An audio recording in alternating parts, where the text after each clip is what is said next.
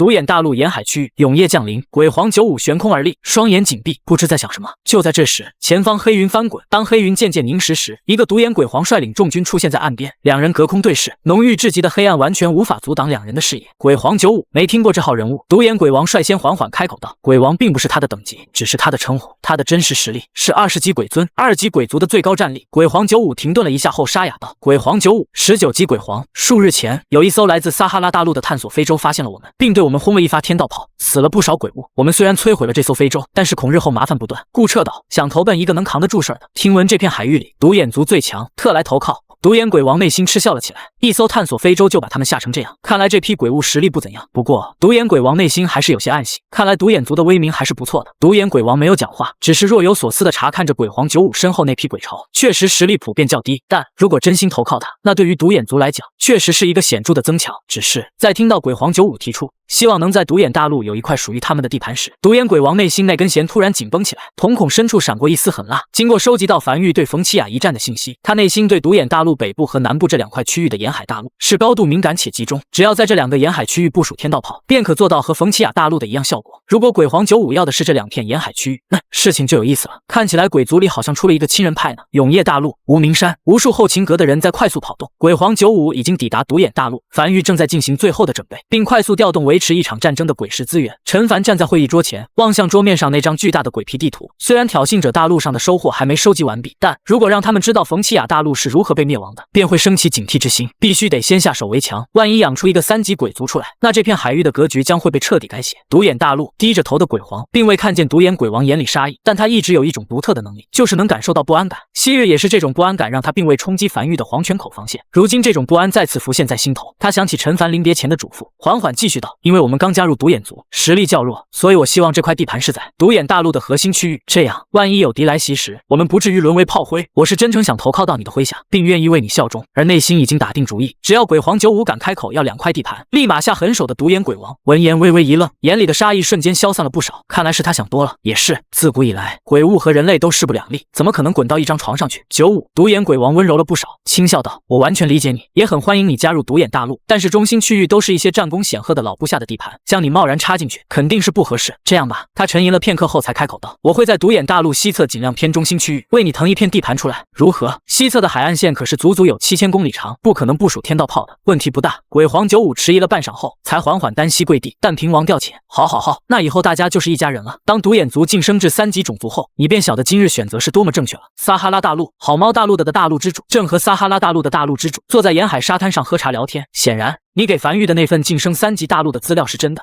好猫大陆的大陆之主轻点了下头，不掺假，当年花了大代价获得的，你是真不怕樊玉晋升3级大陆后对你下手？怕，但这片海域总会诞生一个3级大陆，或者是3级种族。如果非要选的话，你希望诞生一个3级大陆，还是3级种族？这些年，我们这些大陆虽然互不对付，但都默契地保持压制这片海域的鬼族发展速度。只是怎么压呢？一旦有某个鬼族晋升至3级种族，该如何呢？与其如此，不如先诞生一座3级大陆，等樊玉清除掉这片大陆的鬼族，然后樊玉离开这里，我们所有大陆继续发展，直至未来也晋升至3级大陆。3级大陆有那么好晋升吗？撒哈拉大陆之主眉头皱起，樊玉才刚晋升至2级大陆1年，如今保护期还没过呢。对樊玉来讲，好猫轻声道：我虽然知道晋升3级大陆的条件，却不知大陆核心该如何获得。不过我有一个异宝，名为寻金罗盘，可输入一个异宝名称，当1000米内出现了这个异宝，或者是1年内和这个异宝有过亲密接触的人，寻金罗盘都会发烫。再去新大陆的那次，寻金罗盘发烫了，樊玉好几个人都和大陆核心有过亲密接触，这意味着樊玉早就有了大陆核心，甚至我怀疑他们早就清楚2级大陆晋升至3级大陆的条件是什么。你知道这意味着什么吗？撒哈拉大陆之主眼中闪过一丝骇然，这意味着只要永夜大陆2年保护期过后，樊玉就能直接晋升至3级大陆。是的，好猫轻叹了一口气，偏头望向海边呢喃着：我们晋升至3级大陆遥遥无期，但对于樊玉来讲，晋升至3级大陆只需耐心等待而已。樊玉现在什么都不用做，只需耐心等待2年，便可以绝对碾压的姿态降临这片海域。到时这片海域的格局将会被彻底改变。两人渐渐沉默下来，没人再讲话。与此同时，独眼大陆大批95率领的鬼巢开始登陆，抵达独眼大陆西边的一片区域，在此安营。接下来数日内，他都需要待在这里，并开始准备下一步。而在永业大陆参谋阁内，一众参谋阁成员正围着桌面上的地形图快速议论着。目前鬼皇95被安置在了西部区域，我们不可能在西部登陆部署天道炮，要执行第二计划吗？参谋阁阁主万岁眉头紧皱。第二计划是他们参谋阁提出的，万一独眼鬼王不允许鬼皇95扎营在独眼大陆的北部和南部区域，便会启动这个第二计划，让鬼皇95随便登陆一块区域，然后再让鬼皇95传回独眼鬼王的确切居住位置，进行斩首计划。只要将一众重要将军全部斩首，那这个种族会短时间内陷入混乱，届时利用他们混乱的这段时间，开始强行登陆部署天道炮和城墙。现在就等鬼皇95那边传来可以行动的消息。95独眼大陆上正在率鬼巢清除杂草的鬼皇95身后突然传来一道声音，只见独眼鬼王不知何时出现在身后，笑盈盈地望向他，先别忙活了，我在宫殿里给你安排了一场接风洗尘宴，一路奔波辛苦了，众多将领都在，你们也认识认识，日后大家都是一家人。大家也很好奇，你原来占领的大陆是哪座大陆？鬼皇95点了点头，沉声道，那就恭敬不如从命了，真是瞌睡来了送枕头，一切都在陈凡的计划中。一个时辰后，一座坐落在荒原上的巨大宫殿内，独眼鬼王和一众将领正在推杯换盏，鬼皇95也是满脸笑容的不断喝酒，只是在他小腿内被缝合进去的一个袖珍圆形阵盘正在缓缓闪烁，这是梵域阵格从黑鬼大陆加速阵盘里所提炼出来的那个定位阵法，随后经过改良造出的阵盘。他刚才不经意地轻触了下小腿，此地的坐标已被精准传回梵域，不出意外的话，梵域的通天柱此时应该已经从无名山后方升空了。他在心里默数着时间，见时机差不多了，鬼皇95便找了个理由借机离开。然而在离开宫殿没多久后，他就开始狂奔，跃至半空，以极快的速度朝远处疾驰而去，并与此同时传音军师全军前进，目标独眼大陆北部沿海区域。下一刻，他看见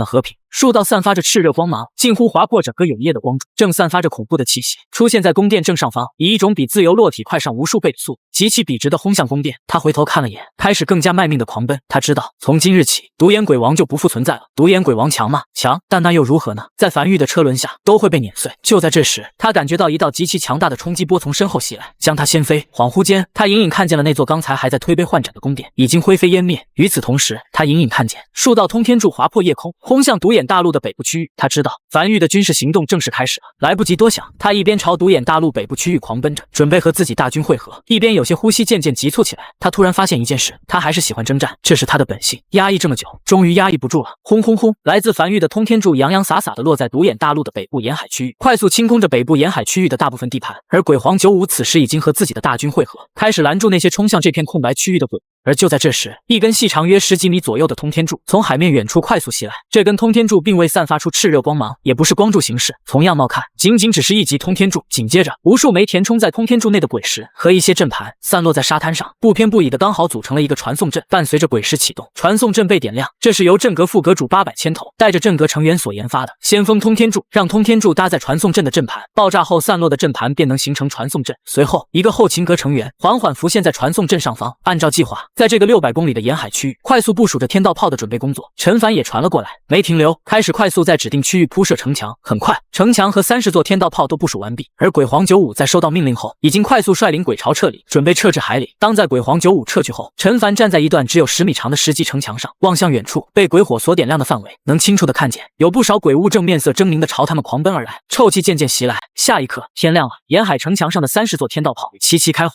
30道极粗无比的炽热光柱从独眼大陆北部沿海区域爆发，几乎没有任何阻挡的瞬间贯穿了整座大陆。这座大陆上的一切山脉、湖泊等都被瞬间融化，没有哪个鬼物能挡得住这种程度的攻击。仅仅一发，便将这座大陆彻底贯穿。片刻后，这座大陆便突然变得平整了许多，像是一个巨大的足球场一样，在无鬼物狂奔。陈凡站在城墙上，面色平静的嘴角微微上扬的望向眼前这一切。这便是梵域如今最高对外作战手段，清除。无论和谁开战，目标只有一个，那就是将天道炮部署在对方大陆上。参谋阁只需要想一件事情，就是如何做到这一点。不久后，鬼皇95气喘吁吁的一路小跑到陈凡面前，大喘着气。下一步指示是什么？此时独眼大陆已被彻底清除，不剩一头鬼物。这个仅差占领一座大陆，便可晋升至3级种族的鬼族，死在襁褓里。事不宜迟，你即刻前往暗星族所在的暗星大陆，在对方没收到消息之前，再来一波。明白。鬼皇95重重点头，此时已经没有一开始那么忐忑了，甚至有些跃跃欲试。陈凡没有多说什么，转身走向了传送阵。而他刚回到梵域，王奎便过来他汇报说，挑衅者大陆那边的收获还未盘点完毕，但发现了一个重要异宝，一个银色小光点，黑暗科技原点。他当时立刻让王奎等挑衅者大陆所有收获都整理完后再联系他。据他所知，冯奇亚大陆完成了所有晋升3级大陆的条件，除了没有大陆核心，所以如果冯奇亚大陆没有对外贸易的情况下，大陆上应该有5个黑暗科技原点。果不其然，下面人很快汇报收获到了银色小光点，5个黑暗科技原点，不错，又可以点亮一个军事加成了。黑暗科技名称：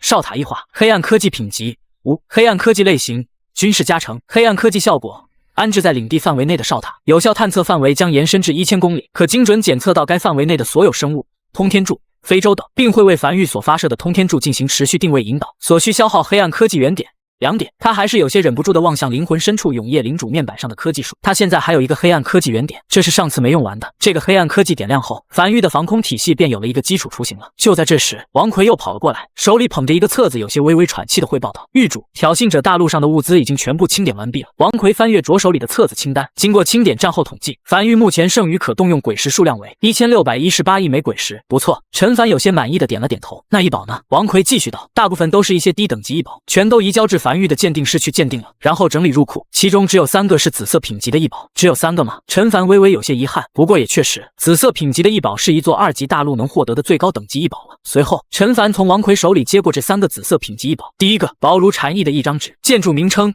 天眼镇，建筑品级紫色，建筑效果可近乎外接所有属于同一势力的建筑，并获得其全部实况信息。陈凡捏碎这张建筑蓝图后，起身朝参谋阁走去。天眼镇中控台类建筑，伴随着势力发展越来越大，势力所属的建筑越来越多，需要有一个中控台类的建筑，将所有建筑串联起来，从而知道所有建筑的第一信息。随后，他走至参谋阁那一块空白墙壁，在面板上点下了确认建造。下一刻，一个巨大的阵纹浮现在墙壁上，并形成了一块巨大的屏幕，并缓缓浮现出一行字：天眼镇打造完毕，是否输入繁育建筑？请在以下建筑选择。勾选后的建筑，天眼镇将会获得其全部操控权限以及其实况信息。同样，天眼镇也能升级。陈凡望向这个建筑，在消耗了一批泥土和1040枚鬼石后，天眼镇成功升至20级，获得20级满级效果。天眼镇升至20级，已升至满级，无法再次提升，可外在建筑数量大幅提升，获取20级满级效果天眼套装。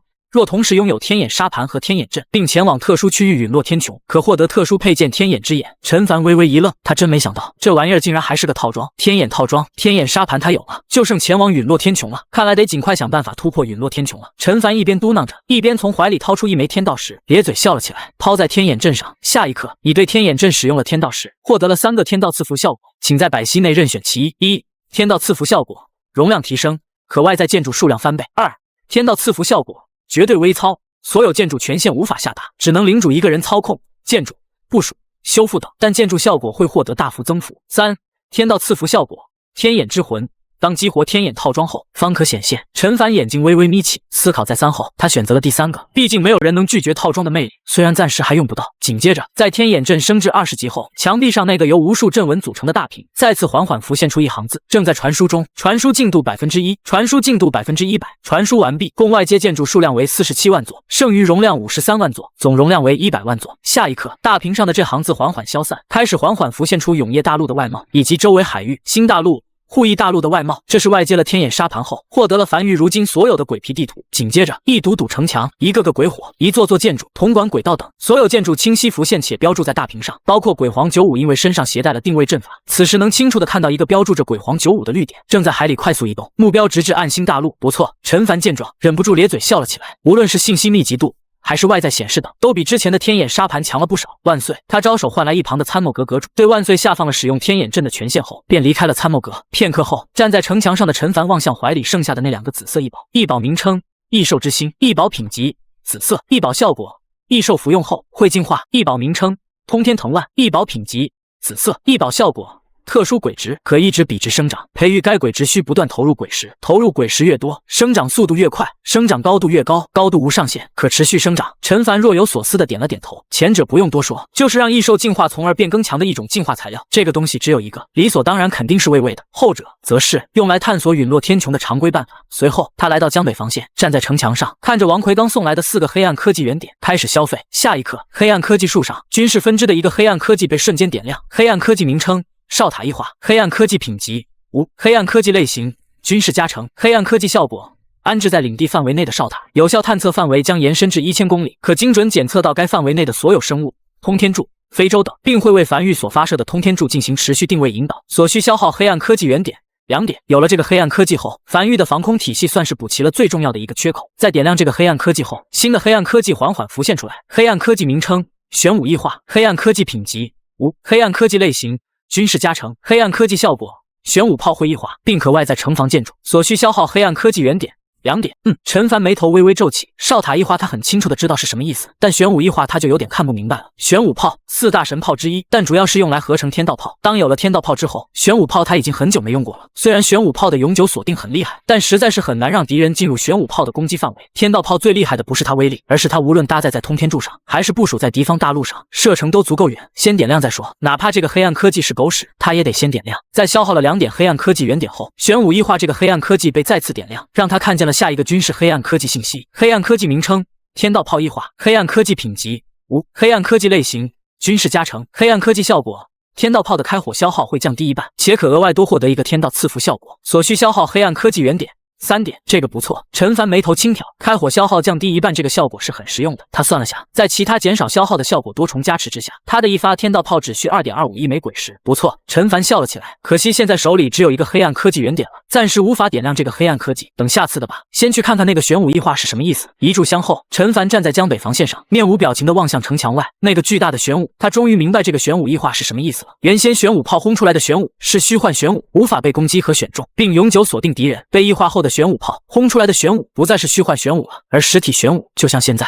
城墙外趴着一个巨大的玄武，仅只是望去便能感觉到极深的厚重感。实体玄武的防御不仅极强，约莫相当于7、8级城墙的强度，还外在很多城防建筑，比如是神炮、天道炮等。不过虽然威力同样不小，但并不能像部署在敌方大陆城墙上的天道炮一样贯穿整个大陆。直白点来讲，这是一个大型坦克，属于绝对顶梁的地面部队。至此，这次冯奇亚大陆的收获基本上算清点完毕了。另外一边，鬼皇95已经缓缓登陆至暗星大陆了，并有些茫然地望向前方，懵逼在原地久久不语。这一路上他脑海里都在演练着投靠时该说的台词，但当他看见面前这一幕时，却有些懵逼地僵在原地。只见前方遍地鬼物尸体，地面上流淌着幽绿色的液体，一个个巨大的鬼皇在满地尸体中不断来回穿梭。与此同时，大批鬼物正在挖掘地面上鬼物尸体里的鬼石。很明显，这座大陆上刚刚经历了一场大战，地面布满裂隙。而此时，这座大陆上所有存活着的鬼物齐齐偏头望向他，眼神里的嗜杀和漠然令他不寒而栗。暗星族的援军，其中一个鬼皇望向他，缓缓道：“有点意思，既然来了，就给暗星族一起陪葬吧。”下一刻，刚刚完成登陆，身上水还没干的鬼皇95没有丝毫犹豫，扑通一声跪在地面上，高吼道：“敢问可是是天族？”鬼皇95特来朝拜。眼前的情况很简单，鬼族中的内战，鬼族彼此之间的内战，往往只会发生在抢占一座大陆的时候。换句话说，就是需要有利益才会开战。虽然不知道为什么要打，但这片海域里实力强大、距离3级鬼族只有一步之遥的种族只有3个，一个被樊玉灭了，一个是这座大陆原本的暗星族，剩下的就是天族。所以他几乎很快便反应过来，还站在这里的鬼物是天一族。这个从战争泥潭出来的鬼族果然不容小觑，不声不响的就灭了一个几乎和自己同地位的鬼族。这个鬼皇停在原地，有些微微古怪道：“你知道我们是天族？七皇，你让老大来看看，是杀是留？”是。身旁一个鬼物快速从怀里掏出一颗石头，跪在地面上的鬼皇95此时在一众鬼物监视下，根本不敢有多余动作。很快，一个身高足10几米的鬼尊在一众手下的陪同下缓缓走至他前方，也没讲话，只是安静地俯视着他，像是能洞察他的内心般。低下头的鬼皇95心里渐渐浮现出一丝绝望，他觉得自己好像有点回不去了。他突然有点怀念他的护翼大陆，怀念每天看看报喝喝茶的日子，虽然有些平淡，但内心极其满足。鬼皇95良久后，是天族的鬼尊才声音沙哑的缓缓道：“你说你是来朝拜是天族的？”是。鬼皇95硬着头皮开口道：“本次行动在是天族内是绝对机密的，你是如何知晓我们会来暗星大陆的？”鬼皇95沉默了许久后才沙哑道：“其实我不知道这个事情，我只是听闻最近这片海域有一个势力名为樊玉，势头很猛，灭了冯奇亚大陆。前些日子，手下人看见有一艘樊玉探索非洲路过我原本所在的大陆，我怕樊玉找到我们，便想着去投靠一个比较强的鬼族，以应对接下来的危机。所以我此趟的目标其实是来投靠暗星族，只是没想到会看见这一幕。暗星族、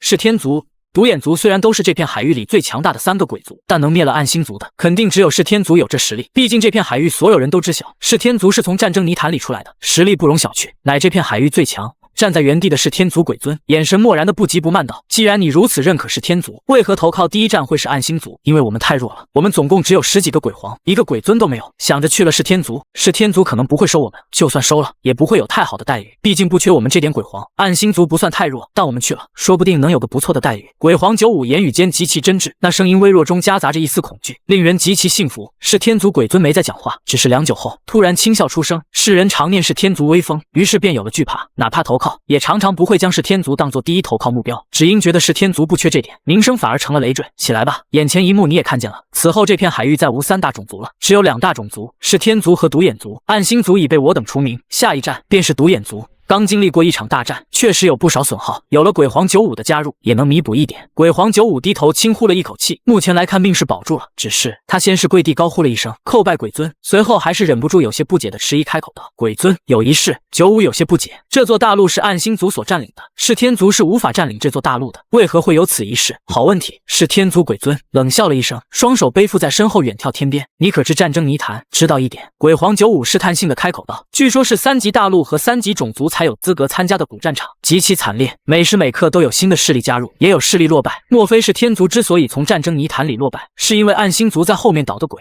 差不多吧。是天族。鬼尊像是回想到了什么，面色有些难看。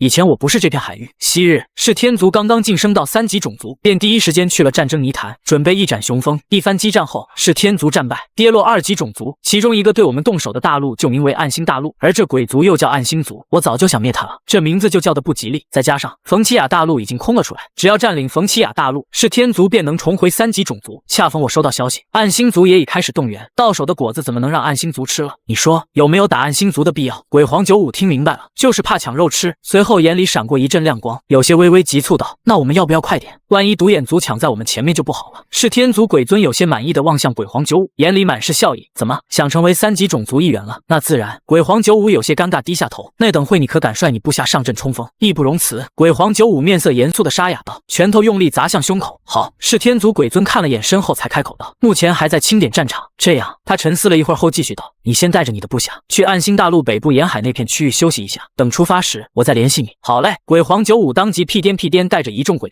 朝暗星大陆北部沿海区域赶去。鬼皇95这边事情进展得很顺利，而在永夜大陆繁育参谋阁内，因为噬天大陆是个海胆型大陆，凸起的地方极长，不太好部署天道炮。参谋阁阁主万岁便汇报着自己对噬天大陆作战计划。就在这时，只见天眼镇大屏上那个象征着鬼皇95的绿点已经成功登陆暗星大陆，并且没停留多久便开始朝北部沿海区域赶去，并传回一则消息。消息很快以文字形式浮现在大屏上：这里是鬼皇95，出现意外情况，是天族率先出手灭了暗星族，此刻正留守在暗星大陆上清点战场收获，并安排我位于暗星大陆北部区域休息。在收到这则鬼皇95递来的消息后，参谋阁内众人纷纷面面相觑，良久后才忍不住有些无奈的纷纷摇头笑了起来。他们想了那么多计划，此时都做了无用功。海胆型的大陆不用管了，就算没有全军出动，剩下的一点也很容易被清理掉，只需在鬼皇95所休息的区域部署天道炮便可以了。传令后秦阁，准备动起来吧。陈凡也笑了起来，等这次结束后，我们就可以好好休息一段时间。目前为止，樊玉在这场战役里保持零伤亡，告诉大家都小心一点。我希望这场战役从头至尾都能保持零伤亡。崎岖岛上修建了大量墓坑，但我希望可以一直空荡如初，直至荒废。都动起来吧。是。很快，一则调动命令从参谋阁下达出去。暗星大陆北部沿海区域，这里只有零零散散的鬼物尸体，显然不是正面战场。鬼皇95快速指挥手下原地搭起了几个巨大帐篷后，左右看了几眼，才小心翼翼地从怀里掏出一些鬼石，又望向樊玉交给他的传送阵摆放说明书，按照说明摆放着。半晌后，他才有些满意地望向自己打造出来的传送阵，应该就是这样了吧。下一刻，当最后一枚鬼石放上去的时候，阵纹被快速点亮，并不断散发着乳白色光芒。一个面色警惕的樊玉成员在白光中浮现在传送阵中央，抬头望向他。鬼皇95，正是。鬼皇95单膝跪地，缓缓低下头颅，沙哑道：“愿为樊玉抛头颅洒热血。我是樊玉后秦阁一组成员，传谕主令，你负责清空警戒北部沿海区域，为我们打掩护，执行部署天道炮计划。明白。”鬼皇95面色认真的点头应下。就在这时，鬼皇95突然像是感应到了什么，转头望向帐篷外，快速将这个从永夜大陆传送至此处的樊玉成员塞进角落里。紧接着，帐篷被揭开，一个身高10几米的鬼皇走了进来，上下打量了下帐篷内的环境后，才望向鬼皇95笑着道：“这么快就搭好帐篷了？”初来乍到，老大担心你孤单，特意让我来陪你聊一聊。实际上，老大担心鬼皇95跑了，毕竟嘴上说的好听，但谁知道具体是什么情况呢？老大是要鬼皇95他们当炮灰的，万一不想做炮灰跑路了怎么办？是天族此时兵力也损耗了不少，还真就稀罕这么一批鬼巢，特意派他来看着。不过当他注意到鬼皇95已经搭好帐篷，并将鬼巢在北部区域散开后，就放心了不少，是真的打算暂时扎营了。有心。鬼皇95起身挡在鬼皇面前，面色严肃道：“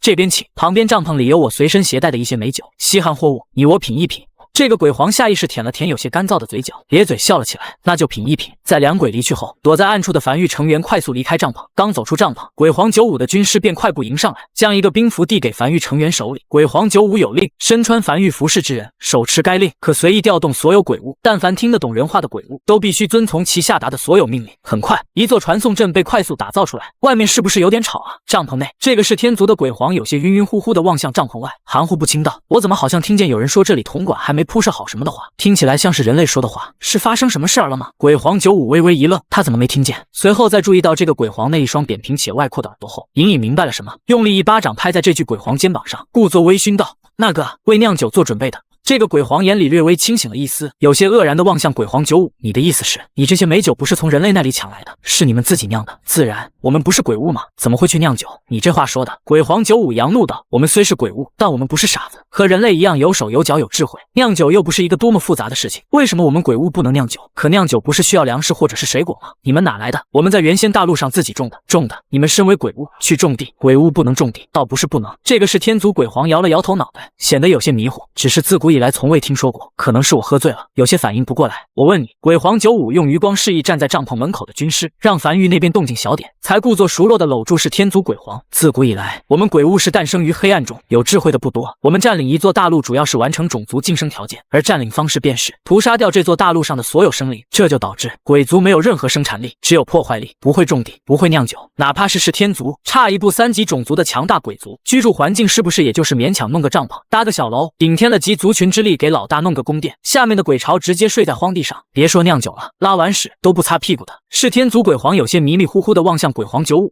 兄弟，我们是鬼物，不拉屎，而且能睡在荒地上已经很不错了。那些没有灵智从海底生成的鬼物，天亮后都是直接化作黑暗之气消散在天地间，永夜降临后才会再次凝聚出来。我的意思是，鬼皇95面色认真道：一个种族要想发展，不能只有破坏力而没有生产力，这样哪怕打下一个再大的地盘又有何用？你们是天族，如今打下不少大陆了吧？那些被你们所攻陷的大陆呢，都扔了吧？你们如果会种地的话，是不是可以在这些大陆上种地之类的？你想想，一整个大陆全用来种地，能产多少粮食？能酿多少酒？以后想喝酒，还需要等攻陷一座人类大陆之后才能喝吗？随时随地都能喝。是天族鬼皇愣在原地，有些满脸茫然地望向鬼皇95，良久后才呢喃着：你不像是个鬼物，你更像是个人类。你的这些想法，以前我从未想过。再换句话说，鬼皇95搂着是天族鬼皇肩膀开口道：你这么拼命的目的是什么？让是天族晋升至3级种族，然后呢？然后杀回战争泥潭，一雪前耻。你做梦呢？鬼皇95冷嗤道：上次你们去战争泥潭都被人屁颠打回来了，这回你们重回3级种族，去了就能一雪前耻了。这次去了怕是连逃走机会都没有，去了就被人当场像蚂蚁一样摁死。临死前你才反应过来自己这一生看似风光无限，实则碌碌无为，甚至连酿酒都不会。你觉得这就是你的人生理念？你就没有思考过一个问题吗？活着的意义是什么？活着的意义是什么？是天族鬼皇重复了一遍这句话，眼神渐渐涣散，他已经忘记老大让他过来是干什么的，不知是酒精作用还是鬼皇95这一番话点醒了他。他突然发现自己好像从来没有认真思考过，他一直以来认为极其坚定的目标好像没有任何意义。他从一个鬼巢小兵奋斗到现在，难道就是为了死在某场战役中？你有名字吗？七皇，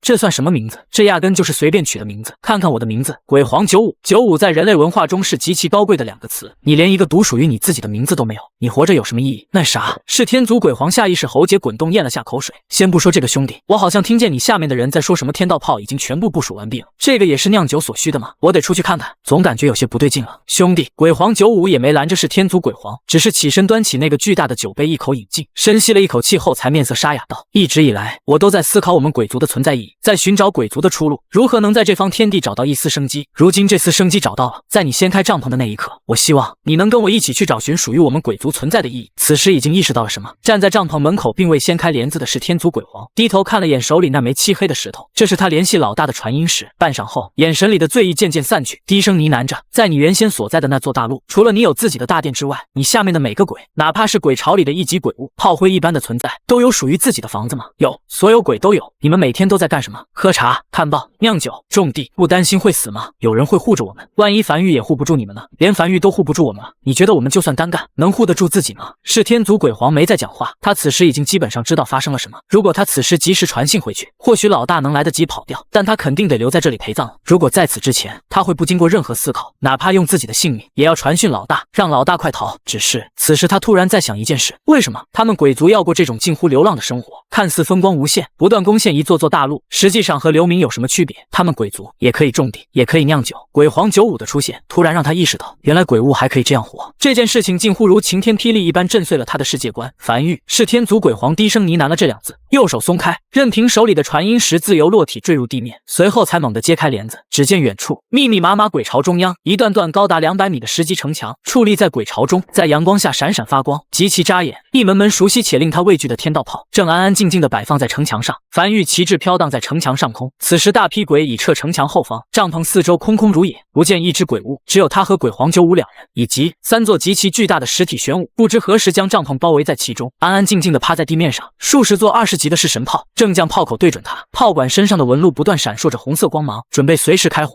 是天族鬼皇站在原地望向眼前这一幕，眼里并没有太多震惊，他可以听见很远的声音，有点类似于守夜人的自带天赋，不过距离要更远。他看见了一个男人，他已经很久没见过人类了。这个男人看起来有些孱弱，安安静静地站在一座玄武身旁，双手拄着一根翡翠手杖，面色毫无波澜，盯着他，瞳孔无光，像是在看一件死物一样。鬼皇九五见过梵玉玉主，他听见身后传来膝盖重击地面的声音，也听见了鬼皇九五的高吼声，这应该就是鬼皇九五嘴里所说的一线生机了吧？投靠人类的鬼物，他第一次见，眼前这个男人便是梵玉玉主吗？真是气度不凡啊！这个是天族鬼皇深吸了一口气后，有些恍惚的双膝重重砸向地面。鬼皇向阳见过梵玉玉主，鬼皇九五说的没错，他们鬼物诞生出来的宿命不是死亡，他们应该也有自己的人生，也有自己的梦想，以及也有一个属于自己的名字。向阳希望梵玉真的是九五所说的那个太阳。站在玄武身旁的陈凡，双手拄着翡翠手杖，面色漠然地望向跪在帐篷口的是天族鬼皇，以及旁边跌落在地面上的那枚传音石，停顿半晌后，才平静道：九五，带他下去。实习后，本次威胁域清除计划最后一战启动。是。鬼皇九五面色恭敬地应了一声，随后才急忙拉着这个有些喝多了的鬼皇，快速朝城墙后飞去。他是临时起意要策反这家伙的，一开始他只是担心对方那个顺风耳的手段泄露信息，说了一些对方感兴趣的事情。聊着聊着，他发现这家伙竟然真的在思考鬼族酿酒的可行性，以及真的向往他的目标。他觉得和自己是一路人，所以才临时起意想要将这家伙拉拢过来。这家伙也没让他失望，这样以后又可以多一个志同道合的人了。他太清楚李鬼族里都是些什么性格了，嗜血、狂躁、暴虐，像鬼皇向阳这种的不多见。实习后，部署在暗星大陆北部沿海区域的天道炮，在铜管的串联下齐齐启动，刹那间，炽热且蕴含着恐怖威势的光柱瞬间贯穿了整座大陆。鬼尊，没有哪个2级种族的鬼物可以硬抗这种攻击，除非提前收到消息撤离而去。是天族，这个号称在这片海域最强的鬼族，从战争泥潭里活着回来的种族，距离3级种族只差一步之遥的种族，就这样悄无声息的灰飞烟灭，没有惨烈大战，没有太长过程。当天道炮部署好的那一刻，这个故事已经便被画下了句号，到此为止吧。10级城墙旁，站在原地鬼皇向阳恍惚地望向这一幕，他知道是天族完了，从此之后再也没有是天族了。陈凡走至城墙旁，望向一旁的瘸猴，开口道：让樊玉朝是天大陆发射先锋通天柱。樊玉后秦阁成员携带玄武炮准备登陆，用玄武清扫是天大陆的剩余鬼物。没有了。鬼皇向阳摇了摇头，沙哑道：是天族一直以来是全军出动，没有任何鬼物留守是天大陆。瘸猴看了眼陈凡，陈凡没有讲话，只是摆了摆手。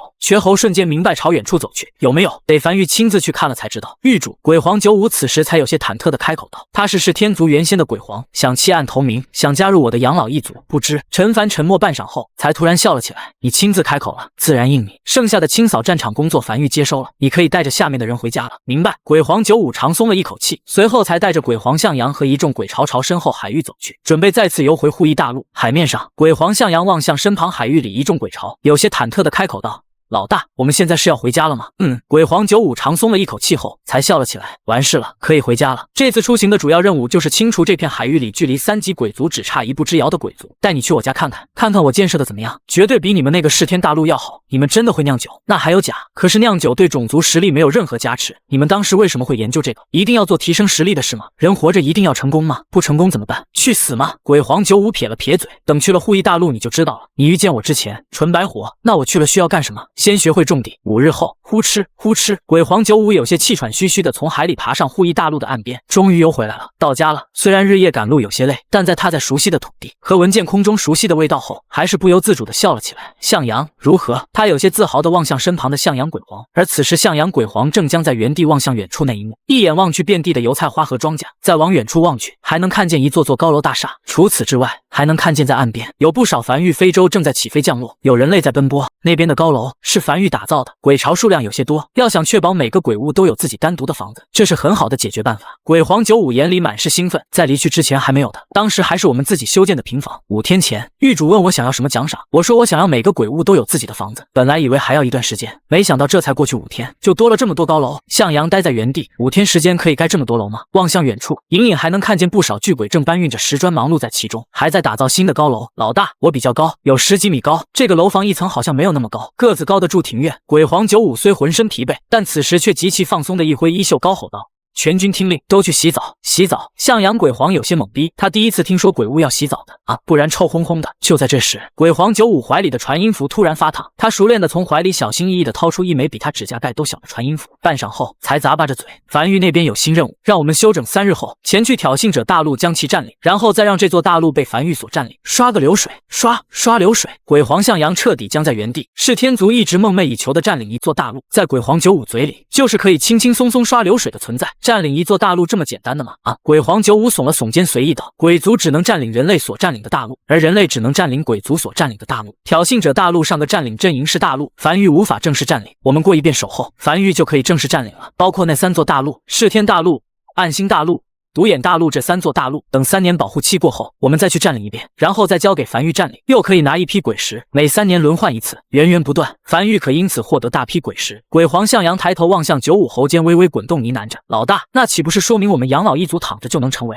3级种族？好像是这样。鬼皇95挠了挠头，你不说我还没往这一块去想，但无所谓了，2级种族、3级种族没啥区别。老大，鬼皇向阳眼里突然闪过一丝神采，倘若我们可以在樊玉前面晋升至3级种族，那我们肯定死得很快。鬼皇95有些感慨地拍了拍向阳的肩膀，看来你还是没有看清楚状况，我会慢慢教你的。向阳此时也意识到自己有些痴心妄想了，随后才继续道：老大，如果你立功了，樊玉对你会有嘉奖了。自然。鬼皇95撇了撇嘴，这么多高楼大厦不就是这次的嘉奖吗？我知道是天族和暗星族所占领的黑渊具体坐标，如果没有具体坐标，就算樊玉能找到这些黑渊，也是在很久之后了，而且那个时候说不定已经被别的鬼族抢先占领开采完毕了。鬼皇95眼睛顿时亮了起来，快说来听听。很快，他将这则消息传回樊玉，才乐呵呵地将向阳带回自己的庭院中。参观了一番后，向阳面色微微凝重地翻开庭院中摆放的樊玉史书。他如今对这个名为樊玉的势力确实颇为好奇。不知过去多久之后，向阳才将手里这本已经看完的樊玉史书合拢放在一旁，有些恍惚地远眺天边。他此刻已经差不多了解了樊玉这个势力，这是一个才崛起了不到10年的势力，10年崛起速度之快，堪称罕见。而一路走来，仿佛是手持主角剧本一样，关关难过关关过，事事难成事事成。任何一个人在看完樊玉史书后，内心都会下意识地升起一种不想和樊玉对抗的想法。而鬼皇95此时也再次看完了一遍樊玉史书，又抱起旁边的樊玉日报，还有这是樊玉一统永夜大陆后发布后，很多事情史书上没记载的。你看看，此时他就像是一个给朋友安利好东西的人，显得格外热情。向阳又开始翻阅旁边的樊玉日报，在看完所有日报后，天已经黑了，永夜如期而至，只有岸边大批鬼火撑起了一批金色保护罩，继续开采着护翼大陆海底的废墟。而他也终于明白了，鬼皇95为何在面对樊玉的时候生不起一丝反抗之心了。这能生起反抗之心就见鬼了。先休息，3天后带你去挑衅者大陆，那是樊玉上次打下来的一块地盘。明天带你认识认识我的老部下，都跟我很久了，生死之交。独眼大陆，这个樊玉第一个正式征战的异族大陆，此时正在有条不紊的扫荡清点工作之中。商格的非洲早已抵达，正搭载着腐蚀雕塑，收集着鬼石和掉落异宝等。一开始没有非洲，用的是异兽，让异兽扛着腐蚀雕塑。当非洲赶来后，也就用不上异兽了。只是有一个小小的吞天鳄好像被遗忘了，在角落里，一个不到半米的娇小吞天鳄正艰难地扛着一座巨大的腐蚀雕塑在荒原上移动着，身上原本还没硬化的鳞甲布满裂缝，那是长期超负重工作所造成的。正是扣扣，大家在忙碌的时候，扣扣也想帮忙，但扣扣毕竟年幼，只能背一个腐蚀雕塑，也帮不上什么大忙。为了不扫扣扣的心，陈凡便让他背着一个腐蚀雕塑到一边玩去。只是扣扣此时像是陷入了一种完全投入的状态，已经忘记了狱主的任务，也忘记自己在哪座大陆，更忘记了自己已经很久没有吃好吃的，也没有喝水了，只记得自己要一直往前走，一直往前走，终点在哪？他不知道，哥哥或许正在终点等着他。阿 T， 噬天大陆上趴在地面上的魏魏打了个重重的喷嚏，总感觉自己好像忘了些什么，但很快又甩了甩脑袋，望向手里的异兽之心，这是老大给他的奖励，奖励他在这次战役中的付出，说服用后可净化。没多想，便一口吞下这个红色的榴莲。下一刻，他只感觉一道宛如岩浆的热流在体内快速流淌，来得极其粗暴，还不等他有过多反应，就这样晕厥过去，被身旁的异兽紧急送回樊玉。无碍，药王谷的宗主前来检测一番后才下了定论，正在类似于冬眠的状态，这个时候不宜打扰，等他自己苏醒就好。说罢，在和樊玉成员做完交接后，才朝无名山走去。魏魏的父母在这次战役结束后，便正式进入待产，待在异兽培养屋里，他负责接生。如果此前吞天鳄在樊玉地位高，是因为魏魏资历足够老的缘故，那现在吞天鳄就属于樊玉的战略异兽，利用吞天鳄的大卫带加传送阵的组合，可快速做到超远距离资源运输。虽然代价较大，一次性也不能运输太多，但也足以了。至少目前为止，他们没找见，也没看见现哪个大陆有这种超远距离资源运输的手段。至此，陈凡在思考接下来的作战计划。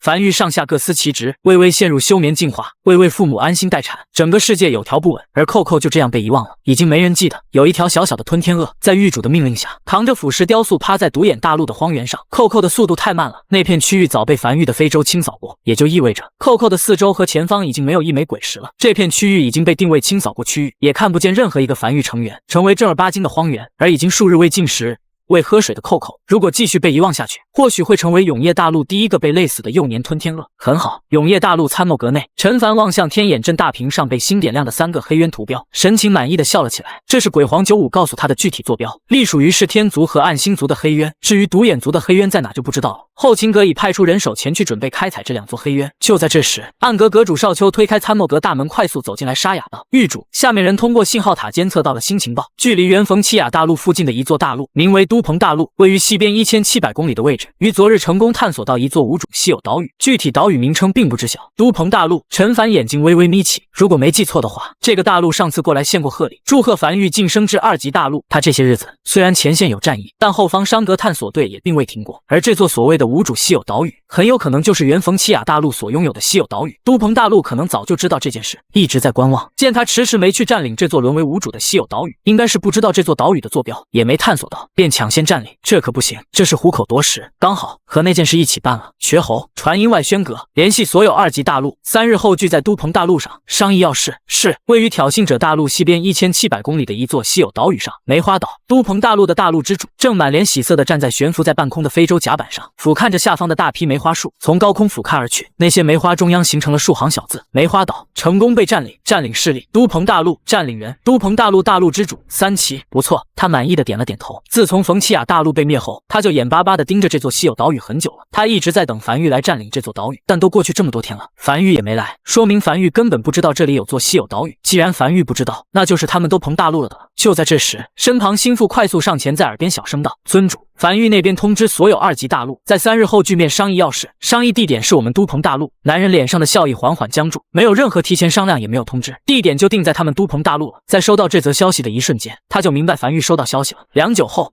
他长叹了一口气，有些无力道：“回樊玉，会全力配合。”很明显，这个稀有岛屿和他缘分尽了，樊玉可不会无缘无故的将聚面地点定在都鹏大陆，必有缘由，这是在敲打他。可惜了，他们大陆好不容易才拥有第一座稀有岛屿的。3日后，都鹏大陆一间会议室内，陈凡坐在椅子上，将手杖放在桌子上，笑着道：“今日主要是商议一下大家日后的共同发展，咱们这片海域也应该有个名字，一直没名字也不好，我起个名字吧，就叫问天海域如何？问一问这上天，永夜何时结束？好名字。”好猫大陆的大陆之主第一个面色严肃的表态，这片海域确实也应该有个名字，而有资格给这片海域命名的也只有樊玉了。这名字不错，有嚼头，不错不错。其他大陆之主也纷纷表态，这片海域一直以来其实都有名字，不过各家有各家的叫法，并未统一。虽然没人知道陈凡为什么要突然给这片海域定个统一名字，但不重要，没人再会在这种无关痛痒的事情上得罪樊玉。最近樊玉的风头实在是有点太盛了，也不管这名字好不好听，既然樊玉想叫问天海域，那就叫问天海域，你哪怕叫樊玉海域，也无人有意见。好，陈凡颇为满意的点了点头，继续道：“在名字这一块我们已经达成了共识，那接下来要说的内容是本次会议的核心商讨点。首先，我们共同的敌人鬼物，哪怕现在很多大陆也在每时每刻遭受着鬼物的入侵，其中还有像暗星族、是天族这种距离3级种族只差临门一脚的鬼族，我想对于我们所有人来讲都是极大的威胁吧。或许诸位并不知道，在3日前，樊玉清除了暗星族、是天族、独眼族这3个问天海域里，距离3级种族只差一步之遥的鬼族，这不仅仅是为了樊玉，也是减轻了各位未来所需面对的风险。多谢樊玉。其中一个大陆之主急忙起身，这份大恩我等都会铭记在心。呵呵，陈凡笑了几声后才继续道：“一次性清除3个鬼族，樊玉近些日子的军费开支倒是有些超标了。既然清除问天海域鬼族不是我们樊玉一个人的事儿，那各位或许也可以出力。”一时间，招待室内的一众大陆之主纷纷沉默在原地。明了了，这次的会议主题彻底明了了。开口索要。很快，好猫大陆的大陆之主再次率先开口道：“这3个即将晋升至3级种族的鬼族，一直是我等大陆的心头之患，不过一直没有实力清除。樊玉此举确实是造福了整个问天海域，于情于理，我们都应该出点力，有钱出钱，有人出人。战役已经结束，我们好猫大陆能做的就是为樊玉补上一点军费，50亿枚鬼石奉上，那樊玉就笑纳了。”陈凡有些满意的望向好猫大陆的大陆之主，这家伙有点太识趣了，他喜欢这么识趣的人。很快，其他大陆的大陆之主也都想明白了，这钱给确实不亏，这钱该给。有了50亿枚鬼石石这个打样后，后面的人纷纷表态，都是50亿枚鬼石的军费送上。站在陈凡身后的王奎快速在本子上记录着，总共12个大陆之主，600亿枚鬼石到账了。好，陈凡点了点头。第二件事，我们已经完美达成共识了。接下来是第三件事，问天海域里，距离3级种族只差1步之遥的鬼族已经被全部清除了，但还有不少距离3级种族还差2步之遥的鬼族。樊玉即将执行第2计划，釜底抽薪，清理掉这些鬼族。只是这军费，毕竟这不是我一个人的事儿。一众大陆之主再次陷入沉默，尤其是黑鬼大陆的大陆之主，那个蜀国国王，此时丁卓手里的权杖眼里满是茫然。他们黑鬼大陆以贸易起家，辛辛苦苦1年的利润也就数百亿枚鬼石。然而陈凡张了张嘴，就到账了600亿枚鬼石，而且不出意外，很快又要到账600亿枚鬼石。好猫大陆的大陆之主再次第一个开口，我愿为樊玉第2计划釜底抽薪，再次奉上50亿枚鬼石的军费支持。其他大陆之主虽然有些头皮发麻，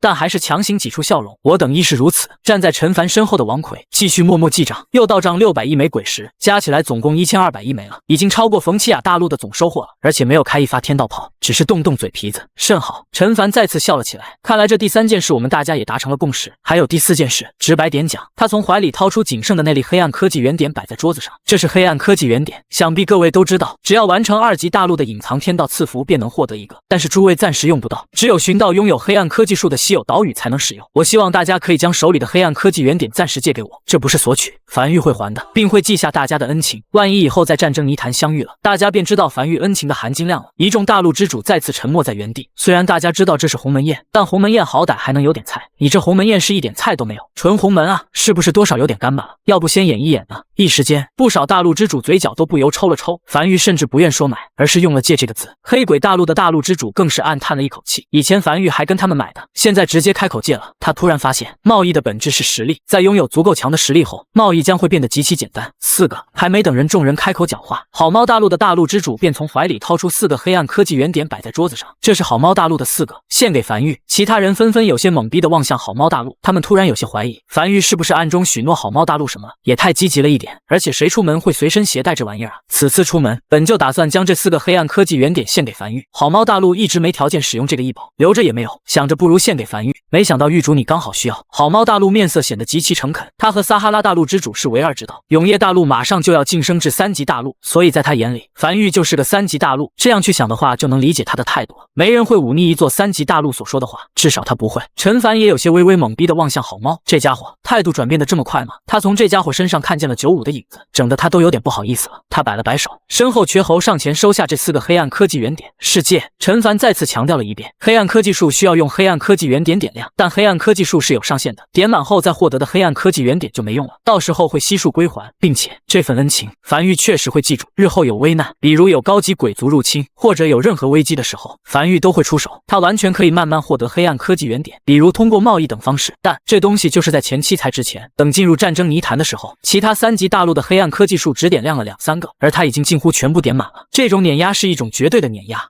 其中一个大陆之主硬着头皮开口道：“狱主，我们大陆没有任何黑暗科技原点，真没有了。前几日，黑鬼大陆高价收购了我们大陆的所有黑暗科技原点。”黑鬼大陆的大陆之主面无表情地抿了一口茶。身为蜀国国王，他在察觉出樊玉需要黑暗科技原点后，就高价买了几个黑暗科技原点，准备日后和樊玉交易，或者是送礼。以10亿枚鬼石一个黑暗科技原点高价买来的，只是现在看起来好像砸手里了。深吸了一口气后，才沙哑道：“黑鬼大陆共有6个黑暗科技原点，无偿献给樊玉，但没有随身携带。回去后，我会亲自安排商船送到樊玉。投资就是这样，10个项目9个黄，有亏有赚很正常。”紧接着，其他大陆之主也纷纷表态。王奎默默地在本子上记录着总收获27个黑暗科技原点，狱主人缘真好。紧接着，他又安排的其他事务，帮助几个大陆尽快完成隐藏天道赐福，从而获得更多黑暗科技原点。在安排完这些后，他突然又补充了一句：“对了，如果可以的话，在接下来的2年内，尽量别晋升至3级大陆，我会害怕。2年后，只要诸位条件全部满足，随便晋升。”话音落下，招待室内的一众大陆之主先是微微一愣，随后突然反应过来，眼底深处闪过一丝骇然。陈凡这话的意思是，2年后，永夜大陆便能晋升至3级大陆。都鹏大陆的大陆之主倒是没说什么，他还真心痛自己的那座稀有岛屿。陈凡压根没和他说，就给那座岛屿定了归属权，着实有些霸道。但这2个字他是无论如何都不敢说出口的。很快，这场会议结束了，大家都颇为默契。无论任何提议都能快速形成共识。诺，人类的共识其实挺简单就形成的，谁说七人八嘴的，根本都是假的。那这次会议到这里基本上就完美结束了，我们也算是形成了一个同盟。各位还有什么提议吗？有。好猫大陆之主深吸了一口气后起身道：“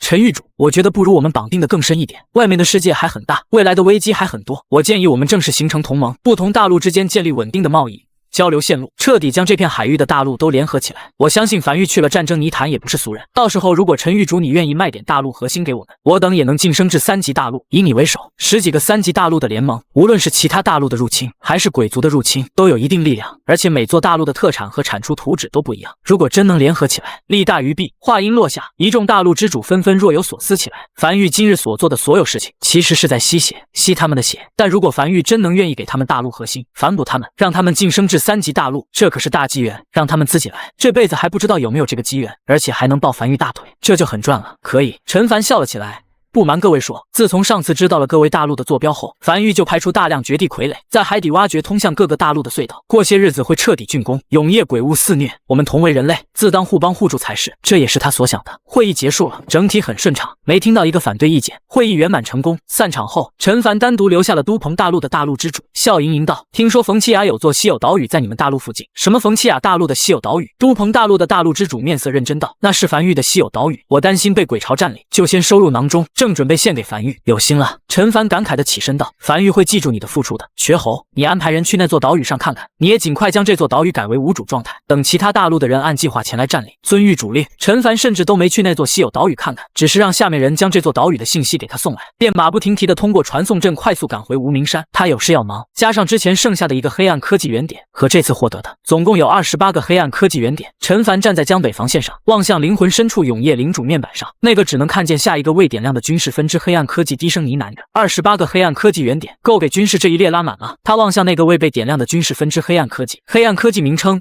天道炮异化，黑暗科技品级无，黑暗科技类型：军事加成，黑暗科技效果：天道炮的开火消耗会降低1半，且可额外多获得一个天道赐福效果。所需消耗黑暗科技原点3点。深吸了一口气后，才消耗了3点黑暗科技原点。点亮，今日任务消费点满。与此同时，位于永夜大陆南部1829公里的绝望大陆，这座1级大陆和永夜大陆已经建立起了贸易关系。从樊玉采购了不少类似于噬魂雕塑这种决定性的建筑，从而整体实力大幅提升。此后再无防线被攻破，内部气氛也越来越好，再无绝望情绪，反而对未来充满向往。这一日，绝望大陆西部镇鬼6号防线负责人王丈八正笑呵呵地站在城墙上，望向天边迎着黄昏10几艘缓缓飞来的樊玉非洲。这些日子他们已经混熟了，新的货物又到了。当非洲停在地面，他习惯性的带人上去接应时，却没有听到往日那熟悉的笑骂声，没听见那个樊玉州长骂他老王八，而且非洲上还隐隐弥漫着淡淡血腥味。他微微一愣，眼里闪过一丝不好的预感，快速爬上非洲。眼前一幕令他僵在原地，非洲甲板上满是血迹，那一个个熟悉面庞的樊玉成员正矗立在甲板上，脸颊上勾勒出一个诡异的笑容，身上不见伤势，但鲜血却滴滴答答的从指尖流出，落在甲板上。他下意识望向四周，10几艘非洲军士如此，无一人幸免。他颤颤巍巍地从怀里掏出传音符，准备联系樊玉，将这里的事情快速反映上去。然而下一刻，所有仿佛被钉在甲板上的樊玉成员身子发出阵阵击扩声，转头望向他，那诡异的笑容在黄昏的天色下显得极其刺眼。他好像听见了笑声，那笑声在他脑海深处响起，他只觉得自己意识渐渐模糊，意识消散的最后一刻，他感觉到自己的嘴角好像被强行挤出了一个诡异的弧度，温润的液体从他指尖划过，滴答滴答滴滴答的落下。绝望大陆岸边，跟着王丈八身后的手下见自家老大登上非洲后迟迟没有动静，正有些疑惑的考虑要不要上非洲看看，紧接着便看见老大出现在非洲甲板边缘，望向他们，脸颊上挂着一抹诡异的笑容，耳边隐隐能听见滴答滴答滴滴答的声音。还没等他们反应过来，便感觉意识渐渐消散。意识消散前的那一刻，他们感觉自己的嘴角被一股巨力强行扭曲在一起。很快，如病毒传染般，这些人朝防线走去，毫无防御的防线，城墙大开，任凭这些人走进防线，所过之处如急性病毒般飞速传染。渐渐的，这座防线原本嘈杂的声音，临近黄昏的奔波声，后厨起火生火的声音都渐渐消散，变得极其寂静，只有脚步在地面移动的沙沙声。一眼望去，数十万个脸颊上带着诡异笑容的人，正如潮水般朝大陆深处涌去，所过之处皆是如此。绝望大陆西部镇鬼6号防线正式宣布告破。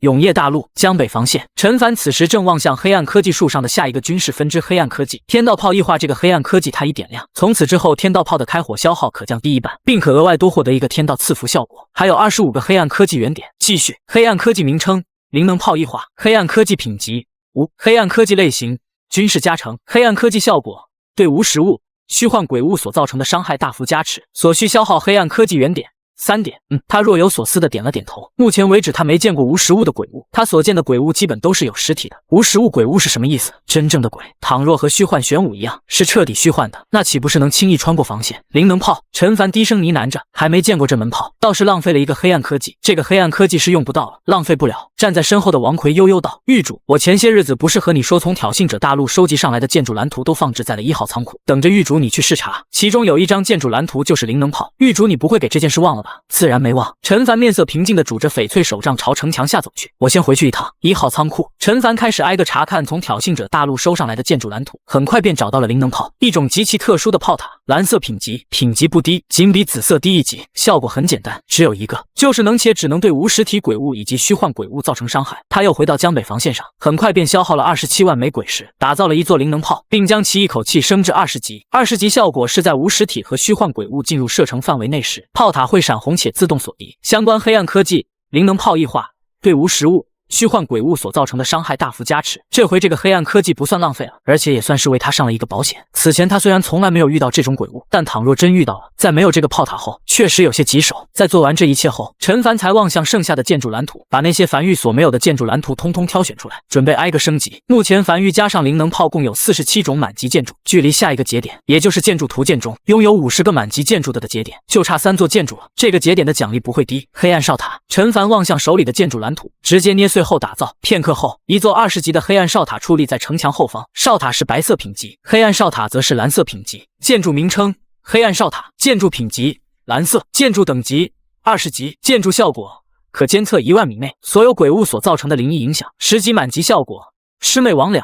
当位于哨塔附近的势力成员在虚空快速书写出这4个字后，将会获得哨塔视线，可肉眼看见范围内所有无实体鬼物。20级满级效果：牛鬼蛇神，对鬼物拥有一定的震慑效果，使其不敢靠近。梵域所拥有的哨塔建筑拥有一个天道赐福效果是破影，可探测额外视野范围内所看不见的隐形、藏匿于虚空、未成型等鬼物。这种无实体的鬼物，哨塔应该也能检测得到。陈凡默默地沉默在原地，接二连三出现的可预防无实体鬼物的建筑，让他内心对战争泥潭的不安感更多了3分。这个世界还是太危险了一点。他低声呢喃着，什么时候才能真正安全下来啊？随后，在点亮了灵能炮异化这个黑暗科技后，手持22个黑暗科技原点，开始继续望向下个未点亮黑暗科技。黑暗科技名称：玄天推进器异化。黑暗科技品级：无。黑暗科技类型：军事加成。黑暗科技效果：玄天推进器的动力翻倍，所需消耗黑暗科技原点3点。这个他知道，那先生和他说过，在大陆晋升至2级大陆后，便有概率获得玄天推进器，可安置在大陆4周，推动大陆前进，从而以大陆移动的方式前往战争泥潭。不过他至今为还没获得这个建筑蓝图，他刚才看了1号仓库储备的建筑蓝图里也没这个，先点亮了再说，以后总能用到。而且他还没想好去战争泥潭的时候，这些海底隧道怎么处理，会有很多麻烦的事情，需要时候挨个处理，继续消费。还有19个黑暗科技原点。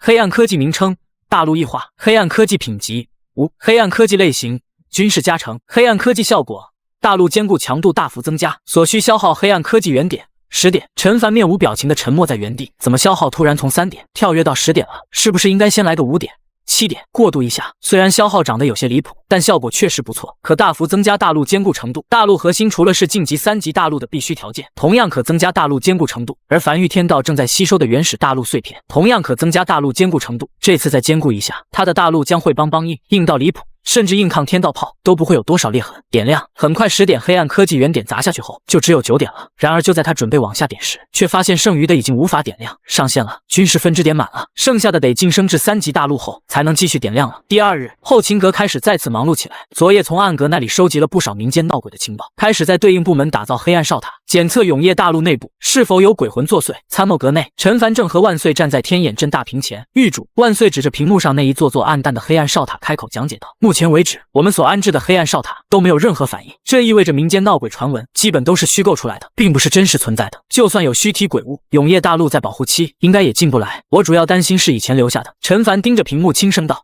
万岁挠了挠头，那这些以前留下的鬼魂目标应该也是杀人，而不是只吓人吧？目前民间最多的闹鬼传说就是水猴子，但但经过实地考察，基本上都是下河游泳失足淹死的。就在这时，陈凡怀里的传音符响了，是王麻子。狱主，我们昨日前往绝望大陆出售物资的非洲商队，今日并未回归，且全员失去联系，但命牌并未碎裂。绝望大陆那边负责和我们联系的负责人也彻底失去联系，初步判断可能是绝望大陆那边扣押了我们的人和货，申请前去调查。陈凡眉头瞬间紧皱，他嗅到了隐隐的不安感。一座1级大陆，哪怕脑子烧坏了，也不至于敢绑他2级大陆的人吧？更何况绑那些人有什么意义？索要赎金，有钱拿，有命花吗？陷阱，谁给他布置的陷阱？其他2级大陆还是鬼族？等等。陈凡声音有些沙哑的开口道：“先别轻举妄动，派非洲去调查，让我想想。万岁，你说会是绝望大陆绑架我们的人吗？我感觉应该不会，但正所谓投石问路，我建议先扔几发携带核弹头的通天柱过去，看看情况。”对于万岁的提议，陈凡没有第一时间回话，只是陷入思索。虽然听起来有些粗暴，但也并不是毫无道理。万岁，传令无名山导弹储备基地朝绝望大陆无人区投放1枚携带核弹头的通天柱，看看情况。是。陈凡站在参谋阁内，面色平静地望向天眼镇大屏上，通天柱从无名山后方缓缓升空，在大屏上能清楚地追踪到这根通天柱的轨迹，越过永业大陆周围的鬼屋，一路向南，直指绝望大陆，最终落在这片大陆上的一处人烟罕至的无人区中。他开始耐心等待。一盏茶后，他未等来绝望大陆的任何讯息。至此，他知道事情可能变得严重了。哪怕绝望大陆真的有些痴心妄想，但在受此一击后，也应该和冯奇亚大陆原先那样，立刻联系他表明态度。但如今却默不作声，很大一个可能是绝望大陆已经处于一个失控的状态了，发生了一些他未知的事情，真是令人不喜啊！站在天眼镇大屏前的陈凡呢喃着，他如今甚至都不知道绝望大陆具体发生了什么，不敢派人去轻易查探，唯恐派出去的人又折了进去。他内心已经隐隐有一个可能，很有可能是某个深海鬼屋登陆了，又或是这片海域外的其他势力登陆绝望大陆，绑了他的人，等他过去。如果距离远也就罢了，但距离永业大陆仅仅1700公里，如此之近的距离，有这么一个不稳定因素，他想忽视不管都不可能。传令，鬼皇95命他乘坐传送阵抵达新大陆，我在新大陆等他。是。终于完活了。挑衅者大陆上，鬼皇95虽然有些略微疲惫，但还是颇为满足地望向着一览无余的平坦大陆上，跟身旁的鬼皇向阳开口道：“这片大陆已经彻底被我们占领了，接下来我们就可撤了。等樊玉重新占领这块大陆，下次再来此，应该就3年后的事情了。准备回家，接下来很长一段时间应该都不会有我们的事了。我们养老一族的生活还是比较悠闲的，你慢慢就知道了。”就在这时，他怀里的传音符突然发烫，在收到樊玉命令后，身子先是一僵，随后沉默了一会儿后才沙哑道：“你在这里等我一下，狱主找我，我去会见狱主。”狱主很少召见他，尤其是让他乘坐传送阵前去，这意味着10万火急，不像是好事。他大步朝远处的传送阵站点飞去，伴随着白光闪过，出现在了新大陆上。海滩上，陈凡正独自一人站在海边，瘸猴示意他可以过去了。他这才深吸了一口气，有些忐忑不安地走至陈凡身后，低下硕大的头颅，小声道：“狱主，95求见。”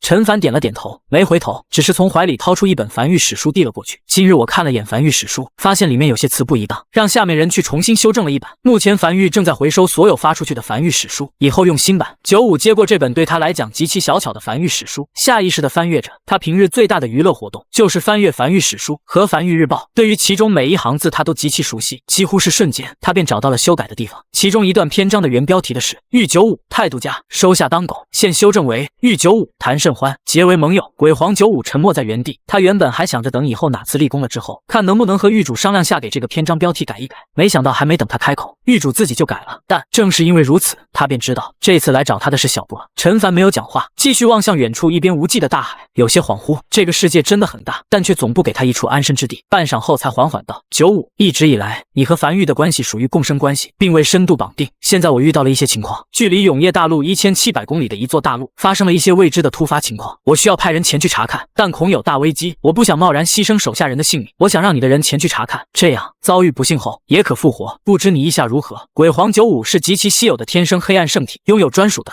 死亡权柄，可复活任意已死去鬼物。他一直在犹豫要不要启用鬼皇95，这绝对是一柄利剑，能帮他做很多事情。但弊端就是这个狼会越养越熟。没问题，鬼皇95几乎没有任何犹豫便应了下来。这件事问题不大，他还以为是什么需要他拼命的事儿呢。好，陈凡转身望向鬼皇95，这是他第一次如此认真地打量着鬼皇95，片刻后才平静道：“95，很久以前，我站在江北荒原的时候，王麻子问我海对岸是什么，我说不知道。如今我依旧不知道，只是倘若有一天樊玉侥幸走到了海对岸，希望你我依旧如旧。如我当时和王麻子那样，共享富贵，共享繁华，我既然用你，便会信你。下面的流言蜚语我不会去听。你当时因兄弟身亡，拼死和鬼族指挥官同归于尽，这证明你是个正义之人。我喜欢正义之人，在未来你或许会遇到很多诱惑，你会真正意识到自己天生黑暗圣体的尊贵，甚至有数个3级鬼族愿尊你为王，只求你能带领他们。你无论怎样选择，我不会干预，但我真诚不希望我们以后有一天会走到对立。我不喜欢对朋友下手，会难过。这么久以来，他只遇到鬼皇95这么一个天生黑暗圣体，这足以证明鬼皇95的尊贵。这也是他当时为何鬼皇95极其乖巧，却依旧动了清算之心。如今他要用95，就意味着日后会有大量鬼族知道95的存在，95也会真正意识到自己的尊贵。那一天，或许就是双方走向对立的那一刻。鬼皇95正在原地，有些呆呆地望向陈凡。这是陈凡第一次如此郑重地和他谈话。他虽然身高巨大，但他心思其实很细腻。他能感知到陈凡如今的状态，纠结、挣扎。朋友，他的身份是陈凡的朋友吗？不知为何，狱主鬼皇95眼眶有些泛红。我上次在恶意大陆已经发过誓了，说会永远忠诚樊玉，但你我都知道，那种誓言没有任何约定效果。我95可以再次表态，无论日后发生什么，我95一定站在樊玉这一侧。这不仅仅是对樊玉的畏惧，更多的是我内心一直很感谢樊玉当初给了我和兄弟们能活下去的机会。去吧。陈凡突然笑了起来，摆了摆手，下去准备吧，需要尽快。绝望大陆那边情况可能有些严重，遵命。他静静地望向95快速远去的背影，若有所思。他从来不信任何誓言，但他从不会后悔自己的选择，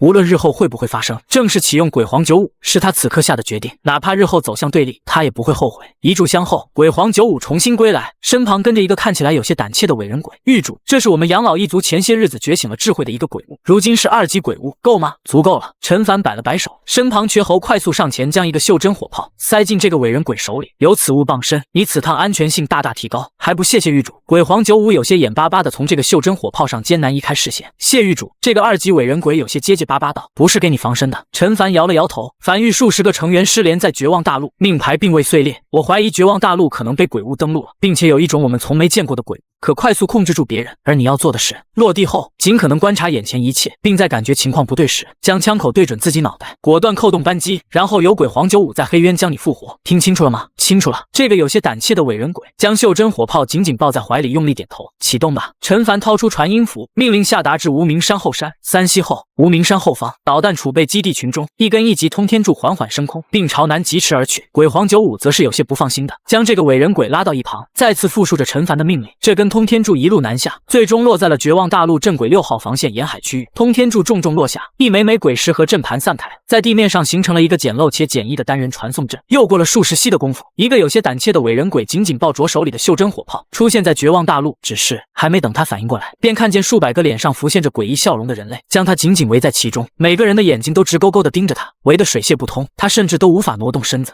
这个本就胆怯的伪人鬼有些不受控制地尖叫起来，下一刻眼前一黑，当即气息断绝。或许放眼天下，这也是第一个被人类吓死的鬼物。我扣动了扳机，头颅裂开而亡。新大陆已经被鬼皇95在暗星大陆附近一座黑渊里复活的胆怯伪人鬼，此时又被鬼皇95带到新大陆，复述着自己所看见的一切。传送过去后，我看见了很多人类，那些人类笑得很诡异，指尖一直在滴滴答答地滴落着血液，像是已经失去了神智。我预感情况不妙，就扣动了扳机，而且我好像在其中一个人类的胸口看见了繁育标志。这个胆怯伪人鬼弱弱地讲述着自己的经历，9成实话，其中1成假话。他隐瞒了自己是被吓死的这个事情。果然，陈凡轻叹了一口气，你感觉到的情况不妙具体是什么？是感觉自己身体失去了操控权，还是其他？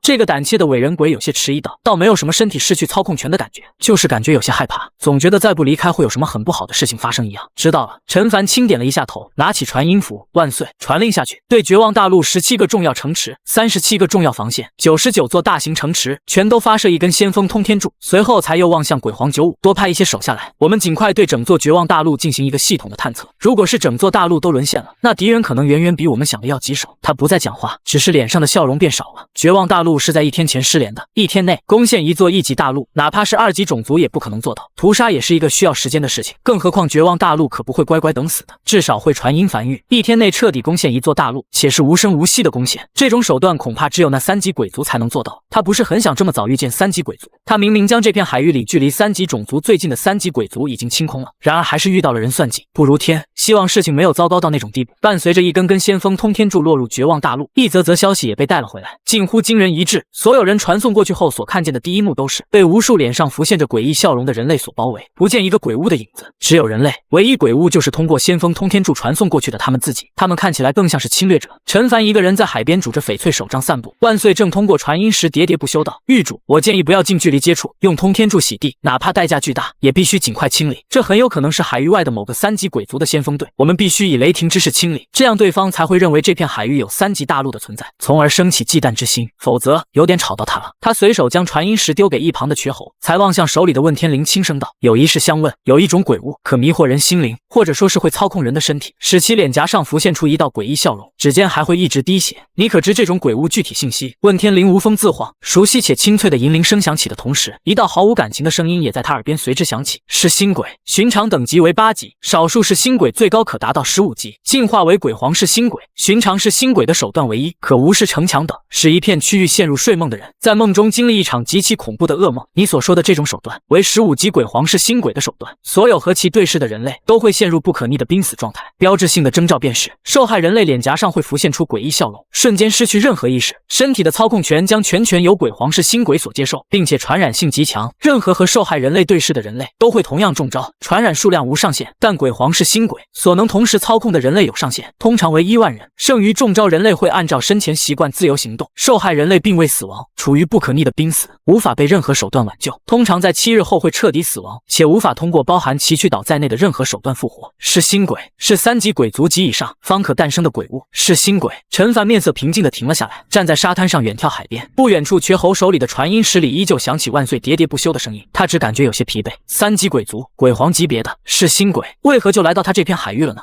半晌后，他继续询问：“通过蒙眼等方式可有效规避吗？这种手段对鬼物可否生效？”可。通过蒙眼、刺穿双眼、紧闭双眼等方式都可有效规避，若人类修为等级高于其等级，哪怕对视也可有效规避。该种手段仅对人类生效，对鬼物无法生效。如何确定他不是鬼尊是新鬼？就在这时，瘸猴突然上前一步，硬着头皮道：“少爷，无名山那边传令，在绝望大陆失联的其中一个繁育成员命牌碎裂了。他知道少爷此时有些心烦，但这种事情他必须及时汇报。”陈凡眉头微微皱起，不是说7天后才会正式死亡吗？那应该是6日后命牌才会碎裂，又碎了一个。定位显示还在正轨6号防线，繁育成员的身份令牌里都装有定位阵法。知道了。陈凡轻点了下头，不由突然笑了起来，眼里闪烁着寒意。显然对方应该知道了他在探测，在用这种手段示威，或者说是挑衅，能精准杀死繁育成员。看来对永夜大陆和繁育都有一定了解，完全是冲着他来的。绝望大陆只是遭了无妄之灾，要朝这个区域发射通天柱吗？瘸猴有些迟疑道：“这个鬼皇是新鬼，说不定就在这片区域，不可能的。”陈凡嘴角带着有些瘆人的笑意，轻声道：“他既然对繁育有了解，就不会暴露我们的手段。抓到他，我要问清楚。让95过来。如果这个来自3级鬼族的鬼皇是新鬼，是其他海域的3级鬼族溜达过来的，那也就认了。但对繁育如此了解，说明目标明确，就是奔着他来的。他自认自己的名声还不至于传出这片海域，他要问清楚，对方是从何知道繁育2字？听说你很能打，寻常鬼皇都不是你的对手。”陈凡和鬼皇95走到海边，轻声笑道：“还行。”鬼皇95有点尴尬的挠了挠头，主要是我等级高，差一步鬼尊。虽然我本体只是伪人鬼，没有其他鬼物那种特殊手段，但确实好像能打一点。去绝望大陆一趟，那里有个鬼皇级别的是新鬼，他的主要手段是针对人类，对鬼物无效。帮我找到他，打到半死，带到新大陆来，能做到吗？能。鬼皇95想了想后点头应下了下来。如果只有一个鬼皇是新鬼的话，应该是能做到的。但为了稳妥起见，我希望带上刚归顺我们繁育的鬼皇向阳，以及我的其他鬼皇手下，这样妥善一点。片刻后，老大，你不是说我们是养老一族吗？可是自我跟你混之后，好像一直在干活啊。鬼皇向阳有些忐忑地站在95身旁等待传送。如果是以前，他绝对不会退缩，但他这些日子已经被老大洗脑了，凭什么身为鬼物就要一直冲杀，就不能每天种种地，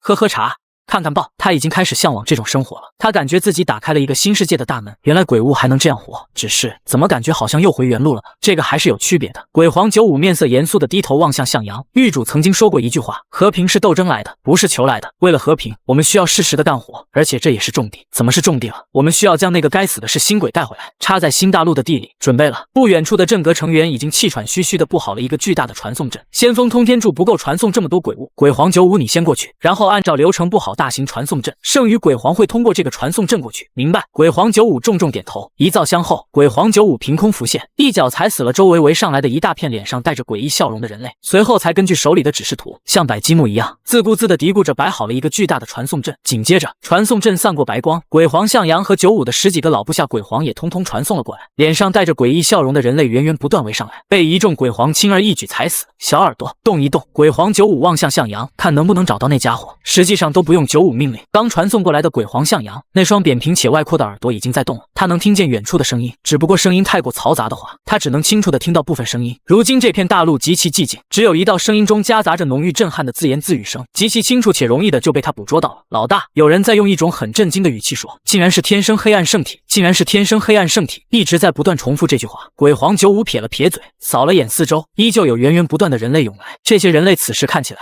比鬼物更像鬼，能找到声音在哪个方向吗？那边，向阳指向海边，但还不等他们动身，看见一道红色流光从海边急速飞来，随后重重砸在他们面前，像是侏儒一样的鬼物，此时正身体因过于兴奋而站立，盯着鬼皇九五，眼里满是激动，竟然是天生黑暗圣体，不愧是天谴之地，不愧是天谴之地。但很快又极其警惕的身子朝后激射而去，悬浮在空中，眼睛直勾勾盯着鬼皇九五，一字一句道：天生的黑暗王者，为何受梵域所驱使，自甘堕落？他亲眼看见九五是从梵域的通天柱里出来的，自然是为梵域效力。鬼皇九五眉头微微紧皱，这下有些麻烦了，这家伙的速度怎么比他还快？但正在他想对策的时候，却看见身旁的鬼皇向阳好像已经疯了一般，此时眼眶通红，揪着他的衣角，直勾勾地盯着他颤声：老大，你是天生黑暗圣体，干嘛？鬼皇九五有些不满地打开向阳的手，梵域特制的衣服，你他妈轻点，我就这么一件。鬼皇向阳有些激动的颤声，整个人因为过于疯狂而显得狰狞。你可是天生黑暗圣体啊，天生的黑暗王者，我是从战争泥潭回来的。老大，你可能不知道天生黑暗圣体意味着什么，只要老大你振臂高呼，有的是3级鬼族愿意尊老大你为王，真心实意的，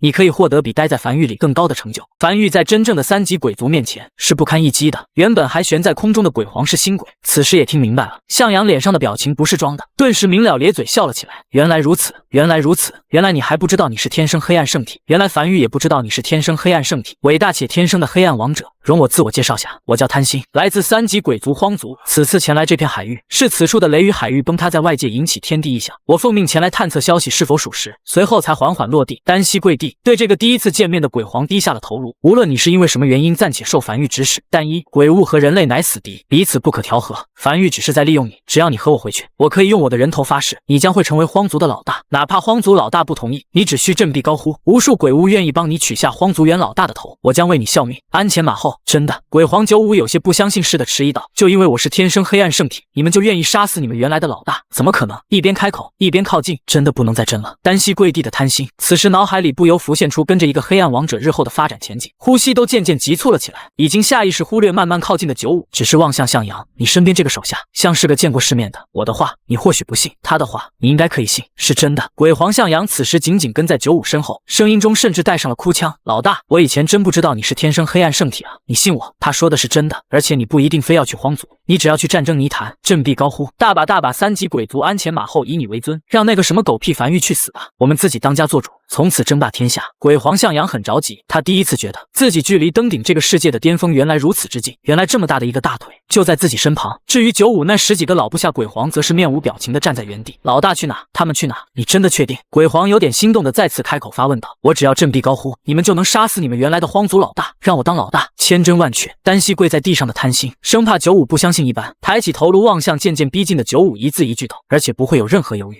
话音未落，啪！鬼皇九五已经靠得足够近，巨大一巴掌拍下来，像是抓蚊子一样，将这个侏儒鬼皇紧紧拽在手里，举在自己眼前，呢喃着：那你们荒族真是全体畜生啊！哪怕有一个更强大的黑暗王者在我的手下面前振臂高呼，我的手下也绝对不会杀死我，只为了有一个更强大的老大，就能毫不留情地杀死原先的老大。你们这些手下送我也不要啊！唧唧歪歪的，跟我回去见狱主吧。你难以置信的是，新鬼被紧紧地拽在手心里，根本无法反抗，只是有些恼羞成怒的高吼道：你是不是疯了？你是天生的黑暗王者，竟然要给一个人类做狗，你知道你在干什么吗？什么做狗？鬼皇九五冷哼了一声，才朝身后传送阵走去。史书上明明说了，那是结为盟友，能不能不要老在外面看一些盗版史书，支持正版不知道吗？随后才站在传送阵上，心满意足地笑了起来。这么轻巧又立一功，向阳回家啊，愣着干什么？老大简直不敢相信发生了什么的鬼皇向阳，此时跪在地面上，眼眶已经通红的歇斯底里道：我们回去干什么？你是天生黑暗王者，外面的世界在等着我们去称霸，我们回梵域到底要干什么？你就真的甘心一辈子给梵域当狗？至于其他10几个鬼皇，早已不知何时和九五一起站在传送阵上。鬼皇九五脸上的笑意渐渐散去，甚至多了一丝冰冷，沉默许久后才望向向阳轻声道：当初我觉得你和我理念一致，才和狱主申请让你加入梵域，跟在我身后，但如今看起来你我理念好像有点不一致了。你知道来之前狱主和我说了什么吗？我看见了狱主内心的挣扎，此前我还不知道，但刚才我知道狱主为什么会内心挣扎了，他已经料到了发生的这一幕。狱主说我是他朋友，我不想让朋友失望。向阳，跟我回去，我们回家。所谓的争霸天下，只是一场虚幻的梦，如泡沫般表面光鲜，但终会碎裂。恶意大陆才是我们真实的家，那里有我们的朋友，有我们的家人。向阳，鬼皇95望向跪在原地神情极其痛苦的向阳，面色平静的伸出手，像是在等待一个拥抱般，轻声道：站起来，跟我回家。新大陆，陈凡双手拄着翡翠手杖，踩着有些硌脚的沙砾，站在沿海边，静静地望向远处。就在这时，距离海滩较远的巨型传送阵白光闪现后，鬼皇95凭空出现。狱主神情显得有些亢奋的鬼皇95站在传送阵中央，将掌心里紧握的是星轨高高举在空中，大声道：95不负众望，成功活捉鬼皇是星轨。陈凡安静地站在原地，眼前这个样貌丑陋的家伙，就是一天就灭掉一块大陆的罪魁祸首。瘸猴，你将这个是星轨带下去审问，负责从他嘴里撬出所有信息，明白？瘸猴重重点头应下。3天后，必定让他将知道的全都吐出来了。很快，一众凡狱成员也各自忙碌去，只有陈凡和鬼皇95两人走在岸边。陈凡单手拄着翡翠手杖站在海边。95，欢迎你回来。从此刻起，你将正式加入凡狱，凡狱的资源将会为你调动。只要你不背叛凡狱，我会推举你到一个很高的位置。鬼皇95下意识身子挺得笔直，呼吸有些渐渐急促的深吸了一口气，才尽可能的平复下自己的心情，沙哑道：是狱主，事情告一段落，说说你刚才说有什么情况要汇报。无名山1号洞穴内，重新回到屋内的陈凡给自己倒上一杯热茶，不紧不慢地吹着热气。周末面色严肃起来，此时该说正事了。上次有人在永业大陆东部区域传播流言蜚语，经战阁的仔细查探，情况并不简单，是永业大陆的隐士家族。隐士家族，陈凡眉头微微皱起，已经很久没听到这个词了。继续，他轻抿了口茶。首先，周末清了清嗓子，继续道：我们都知道这个谣言对凡狱的杀伤，主要动摇狱主在百姓中的威望，降低狱主你的合法性，以及一级大陆的隐藏天道赐福。民心所向，永业大陆会有一定概率出现鬼矿，前提是需要维持70%民心支持率。我怀疑这个隐士家族可能知道不少信息，至少知道一级大陆的隐藏天道赐福，这是最奇怪的一个点。要知道，就连永业殿对一级大陆的晋升条件，包括这些一级大陆的隐藏天道赐福都不是很了解，一个上古时期的隐士家族为何会知道永业大陆在历史上并未晋升过2级大陆？根据这点怀疑，我前去永业大陆东部一点一点去查，终于让我查到了一点蛛丝马迹。我去了东吴城，一座位于永业大陆最东边，由梵域重建的城池。那段时间我其实没什么头绪，但狱主你和我说过，很多事情做着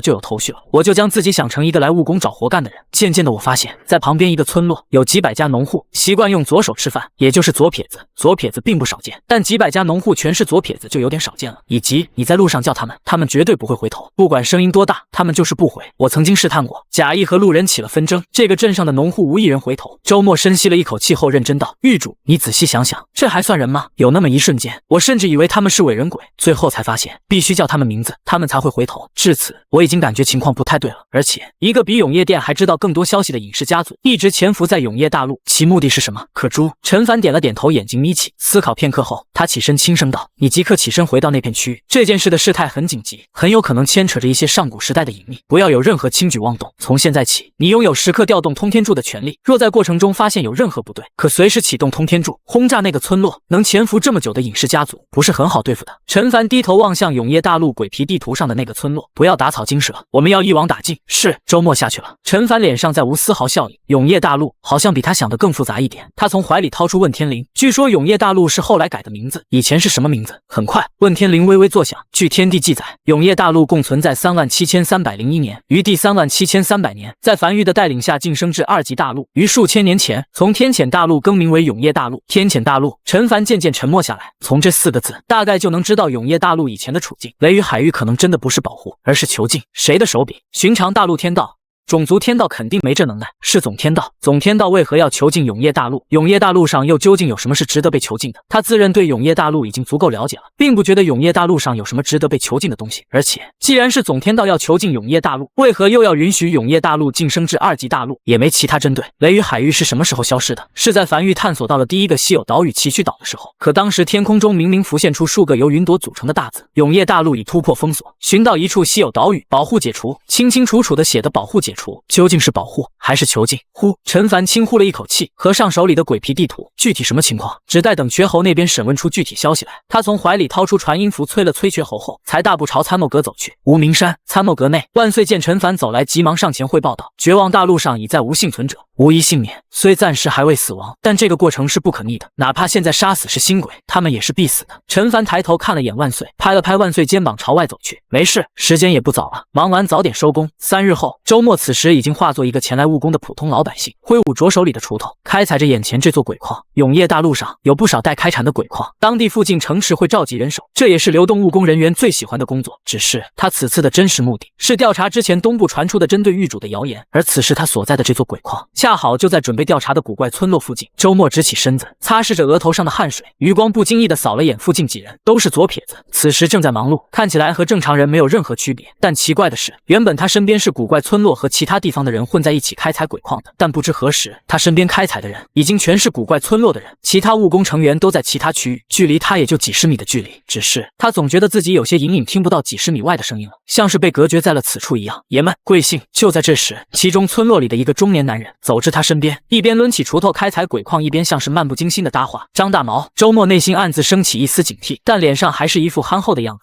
这个中年男人先是点了点头，随后挺起身子，双手拄着锄头，抬头望向周末，轻声道：“你以前来过我们村子，这次又回来了，你好像对我们村子很感兴趣。”有点。周末也没否认，只是憨憨笑道：“听附近的人说你们村子里都是左撇子，有点好奇，怎么能一个村里的人都是左撇子呢？”中年男人笑了笑，没有继续讲话，只是继续低头挖矿。过了约莫数十息后，突然没有任何征兆地扔下手中锄头，坐在一旁石头上，从怀里掏出一杆烟枪，自顾自地点燃后，才在缭绕烟雾中漫不经心道：“百密一疏，我们尽可能地想要隐藏自己，哪怕村里死了人，也像其他村落一样正常举办葬礼。只是考虑的事情太多了，总有疏忽的地方。我们忘记了，这个大陆的人不应该在今年老死。你们繁育盯得太紧了，仅仅是这么一点异常，永业大陆这么大，都被你们敏锐注意到。你在说什么？”周末虽然内心掀起滔天骇浪，但脸上还是有些疑惑且不解道：“我没太听懂你什么意思。”周围几个村落的成员此时渐渐围了上来，将周末包围在其中。这处鬼矿由繁育成员负责，但诡异的是，身边的繁育成员对这一幕却没有任何反应。爷们，中年男人笑了笑，坐在石头上，抖了抖烟枪里的灰，继续道：“你是繁育几级成员？3级、4级？每个月到手多少？3万鬼币还是5万鬼币？只要你回去汇报的时候能按我们说的去汇报，我给你1000万枚鬼石，如何？你完全可以离开繁育，在永业大陆找个地方过一辈子的富家翁，如何？”周末沉默在原地，没再讲话。此时再继续否认已经没有意义了。不过好消息是，对方只知道他是繁育成员，不知道他是战阁阁主，也意味着不清楚他的真实实力，那就有很多操作空间了。他试着激活传音符，无效；尝试启动通天柱，依旧无效。可以确定的是，他被隔绝在了一片区域里。我哪里有破绽？他一边尝试拖住对方，一边在心里思考着最佳对策。你不是本地人，外来务工的人更关心的是找活，而不是关注我们这个小村落。你的关注点和正常务工的人不一样，人都会八卦，你八卦的多了点。你们村里全是左撇子，你不觉得你们很容易就暴露吗？我已经为这个事情找好了理由。什么理由？我们村落的人从小就相信多使用左手会更聪明，于是在常用左手的情况下就都变成了左撇子。如果我不同意你们的提议呢？那你就只能死在这里了。周末突然笑了出来，我就不信你们敢让我死在这里。一个繁育成员死在永业大陆内部，狱主会将整个永业大陆翻个底朝天的。我死亡的坐标便是繁育通天柱的打击坐标。中年男人低头咂巴了一口烟枪，眼帘微垂，没有讲话。一时间场面陷入僵局。你说的没错，但狗急了都会跳墙，如果实在没有其他太好的办法，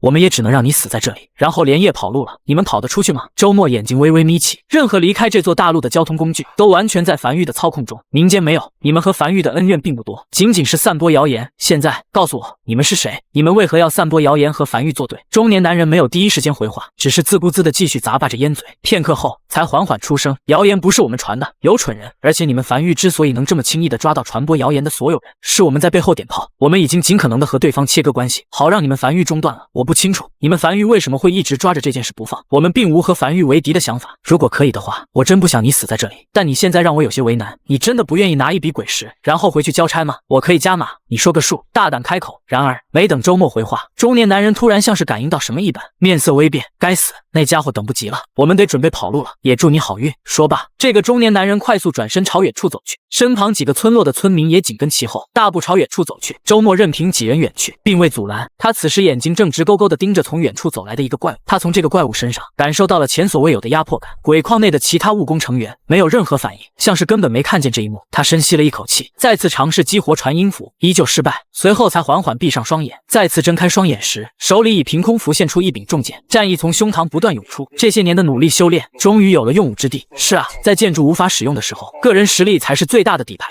喂！他突然咧嘴笑了起来，拎着手里的重剑就这样一步步迎了上去，并渐渐开始跑起来，直至速度越来越快，猛地跳在空中，双手持剑用力砸去。我可不是什么普通凡域成员，记住了，老子叫周末，战阁阁主，凡域第一个20级武者。下一刻，体内的灵气毫不掩饰的疯狂喷涌而出，强大的威势伴随着手里的重剑一同砸向下方那个3米高的怪物。怪物停了下来，并未躲避，重剑砸在肩膀上，砸出一个白印。怪物右臂狼牙棒轻飘飘抡出，周末以更快的速度朝身后倒飞而去，鲜血在空中划出一道弧线，如碎布般重重砸在地面上，气绝身亡。